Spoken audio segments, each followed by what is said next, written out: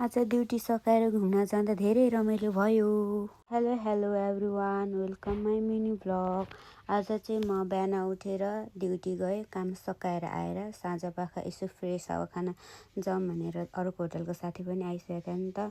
अनि त्यही भएर हामी चाहिँ घुम्नलाई बाहिर निस्क्यौँ साँझपख 4 बजी 5 बजीतिर। तर हामीले जाने लागेको ठाउँमा चाहिँ खोला यत्रो ठुलो आएछ कि जुन खोला हामीले तर्नै सकेन। त्यसपछि त्यता जाने क्यान्सल भयो र हामी होटल पछाडिबाटको डाँडा माथिनिर जाने निधो गऱ्यौँ। अनि माथि उकालो एकदम उकालो थियो क्या, धेरै उकालो थियो। अनि हिँड्न नसकेर हैरान भइरहेको थियो। म मात्र होइन, म र अर्को साथी एकदम हैरान हो। दुईजना त हिँड्न सकिरहेको थियो। मेरो साथी हिँड्न नसकेर यस्तो अवस्था गाह्रो भइरहेको थियो। अनि त्यसपछि बिसाए रेस्ट गर्दै गर्दै हामी माथितिरको यात्रा लाग्यो।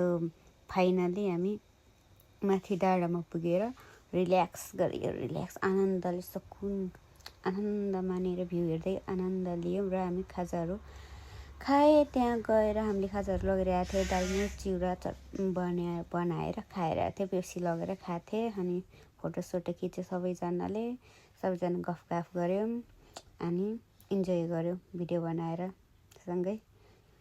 अनि आफ्नो ओपिनियनहरू दिइरहेछ, यस्तो भयो उस्तो भयो भनेर।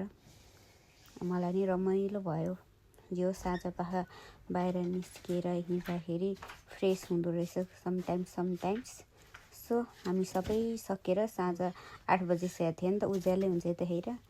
अनि 8 बजीपछि चाहिँ हामी फाइनली घर फर्क्यौँ। अघि हामी अर्कै बाटो आएको थियो अनि अहिले हामी सिधै खनेको बाटो थियो क्या, गोरेटो बाटो। त्यो हुँदै भ्यू हेर्दै तलतिर हिँडिरहेको थियौँ। अनि बाटो बारिरहेको थियो कि अनि प्रियङ्काले थक्लक्क आएर म यहाँको के भन्छ गार्डम्यान कि के म्यान भन्छ, सेक्युरिटी गार्ड त्यस्तै हो भनेर हामीलाई बार लगाइदिने, बार खोलिदिने एकदम हेल्प गर्यो होइन उसले।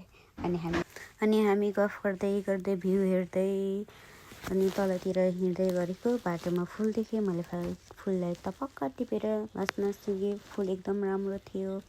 अनि हामी गफ गर्दै हिँड्दै गरेको बाटो त खत्तम परेछ नि त। अनि गोरेटो बाटो होइन, बिस्तारै हिँडेँ। यसरी हाम्रो घुमघाम पनि आजको सकियो। बाई बाई, हेर्दै गर्नुहोला।